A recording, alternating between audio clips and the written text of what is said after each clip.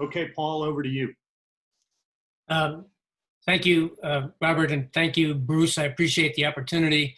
I consider this a chance to sharpen my cutlass. I will warn you that I'm a bit of a skeptic, and I think that there are deficits of answers coming from the Navy about the Navy, but I also think it's not necessarily, at least in part, not necessarily the Navy's fault. So Jerry's description of the fighting Navy sets the stage for some important questions about the Navy for today and the Navy for tomorrow. I'm going to try to offer an historical perspective, so there'll be some overlap with what Jerry has said, but that's, I think, only natural, and what the Navy has been. The fact that the U.S. Navy is different, if not unique, from other navies, certainly today. That the question of what the Navy is for has not been posed and definitely not answered. That is to say, the Navy in these modern future circumstances. And how do these challenges sort of wrap up going forward? I have to tell you, I have, and I think most people have, more questions about these things than they have answers. And that's what, for the students and for the people who are following these issues, that's what makes this so interesting, because it's such an opportunity to have a positive cognitive effect on the outcomes. This is truly important. So describing the Navy as a challenge, so what I want to do is spend the majority of my time allotted trying to answer what is the question. And I think the question is, what's a Navy for? More specifically, what's the U.S. Navy for? Fundamentally, of course, the Navy is a means to an end. Sometimes we think it becomes a self-fulfilling entity, but that's not true. Therefore, the question of national ends and objectives has to be answered first, because the Navy has to be able to relate to that. And some answers are very clear, but others not so much. One thing that's definitely clear is that the Navy of yesterday is not the Navy of today or tomorrow. Circumstances in navies, and certainly our Navy, change. So this is not for old lang syne, and this is not your father's Navy. But you will note, parenthetically, that the Navy spends a lot of time reminiscing. So this might tell you something about where the Navy is in all these questions. The overarching premise I want to present is that we can do anything we want with the Navy, for the Navy, to the Navy, but we have to decide first what we want to do in terms of national objectives. And there's a problem with that. Generally speaking, that answer comes from somewhere else, not from the Navy. And again, generally, the Navy gets an input, perhaps, not always, but perhaps, but not necessarily a vote. So at the moment, there are many opinions on these issues, and they so far clearly lack resolution. If they had been resolved to any extent, you would have heard it by now. And right now, as I said, there are more questions than answers. So in order to understand the Navy of today and tomorrow, I think it's necessary, at least that's what I like to do, is take a look back at the historical precedents. And I want to parse three key questions taken from Sam Huntington's famous 1954 article in U.S. Naval Institute Proceedings, The Transoceanic Navy. First, what's our Navy for? Second, does the public understand the Navy and will it support it? And third, then, given those two things, how do you organize the Navy? This last question becomes relatively easy if the first question is answered and the second is taken care of. The trouble is that the first hasn't been answered and the second hasn't been attended to. So, and yet the Navy is spending an awful lot of time, organizationally, institutionally, almost culturally, trying to answer how it's going to organize itself, really without any guidance or commander's intent yet. And this is the national intent. So again, setting that objective comes first. It just simply has the Navy tied up in knots. Now, what I want to do is I want to look at the Navy from 1875, about where Jerry started, to 2005. These are bookends. 1875 is when the Navy started thinking of itself in a different way, as on an international stage, as an international competitor at sea competing with other navies. 2005 is important because that's when it became obvious to some, at least, and most people probably, that China was going to challenge us at sea. And we had gone through up to, at that point, a quarter of a century without being challenged. Sorry, not a quarter of a century, 15 years. This period from 1875 to 2005 is what I call the over there period of American naval history. John Paul Jones and the great frigate captains of the Barbary Coast in the War of 1812 wouldn't understand what the Navy was trying to do if they had fast forwarded into the future. This is because the Navy changed and the nation changed dramatically, and these two trend lines are more or less closely linked. Along with the nation, the Navy's purpose changed, and therefore its character, its culture, its organization, its physical entities changed. And this has happened repeatedly in cycles that pace American interests and defense requirements. From the War of 1812, which was a trade and freedom of the seas priorities and free rider strategies, to the Civil War, which is emblematic of the continental phase of our history, where the Navy was subordinated to the land, to the Great White Fleet, which is the manifestation of Mahanian great fleet competition at sea between great fleets, with the Navy pushed to the forefront of American national strategy, to World War I, which for us, at least in the Navy, was fairly inconclusive, but it was a beginning of, we're out here, we're gonna be out here, we're gonna stay out here. Then with the retreat in the interwar period, but then World War II, a Navy that had never been seen before.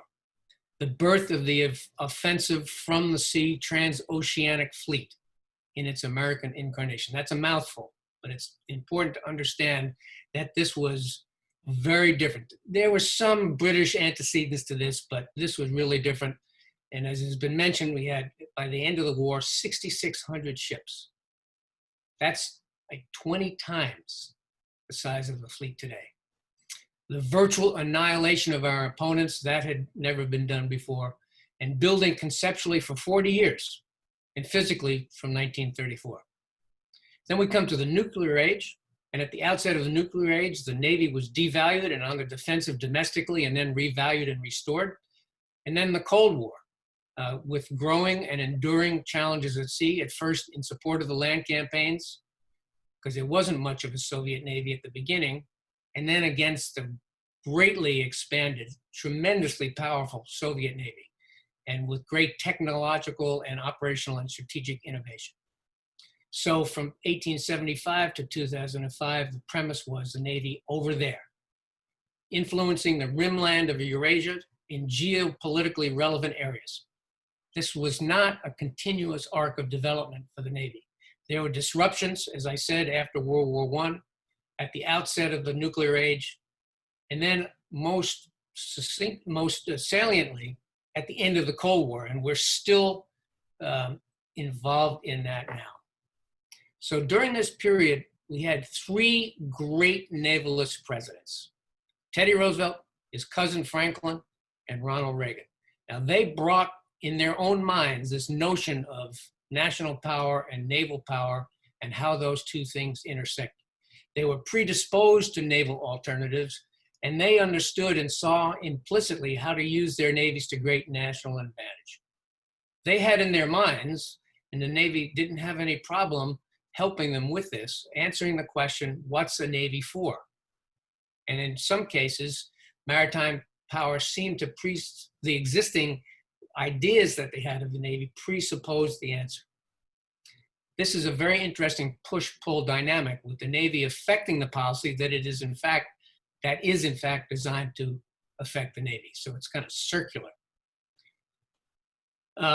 Concurrently with these cycles was the great rise of technology and new operational schemes, and this redefined and redefined again and again. This is an iterative cycle, the art of the possible at sea and from the sea, and this gave the civilian leadership great options. A constant dialectic in this history of what's a Navy for was whether the fleet would fight another Navy or sometimes support operations ashore, or sometimes both concurrently. This changed over time as other fleets waxed and waned. So it's kind of hard to figure out how you're going to fight another navy when there isn't one. And that has happened. And the bottom has fallen out of other navies because of great geopolitical or great battles at sea. So the conventional wisdom was that the Navy was to command the sea through the destruction of the enemy fleet and then exploit that command for our purposes. Fleet Admiral Chester Nimitz said in his address to the Joint Houses of Congress in October of 1945 that our sea power made possible the use of all of our other resources against Japan and Germany. That's a very powerful statement. So to underscore, these are uniquely American problems and opportunities in the post-Britannic era, especially the Cold War construct of over there to stay. But we're now suffering from the resulting post-Cold War period of muddled clarity regarding the Navy's purpose. The Soviet fleet went away. The Soviet submarines and destroyers and cruisers are in some cases literally beached and rusting. Now that's changing, but without an opposing Navy, it's been proven very difficult to rationalize that key question of what a Navy is for. The maritime strategy in the 1980s was relatively easy because you had a great fleet, and the Navy could sort of figure that out. But this is a classic expand and contract cycle that we shouldn't be surprised by. It does not make it any easier to deal with, and that's where we find ourselves now. In the meantime, the culture of the Navy has been changing. Jerry alluded to this. Up to 1875, led by seaman warriors, their primary enemy was the ocean. They had to be on the quarterdeck, and seamanship was central. John Paul Jones is the archetype of that. With advancing technology, engineering became so important. The physical entity of the ship was such a challenge that that naval officers became warrior engineers. You can think of Hyman Rickover. It's harder to coin a descriptive phrase since the end of the Cold War, maybe engineer managers, because since the end of the Cold War, the Navy strategic decision-making has been removed from the Navy. And so the Navy has been relegated to managing the budget and manning, training, and equipping the fleet. The answers to questions of purpose have been derived elsewhere. So this is very different than what we've seen before. This is a profound quandary for the Navy. Now, since 2005, with the rise of China, it's pretty obvious that China's maritime strategy is to undo our maritime strategy. Our maritime strategy was over there, but they want to undo that and challenge it, and they are, seemingly very effectively. Their strategy is anti-axis and area denial, and you might conclude that it seems to be working. I think it would be a fair conclusion. So this poses a fundamental question, and it's the question that you, in these areas of endeavor, you always have to ask, what next?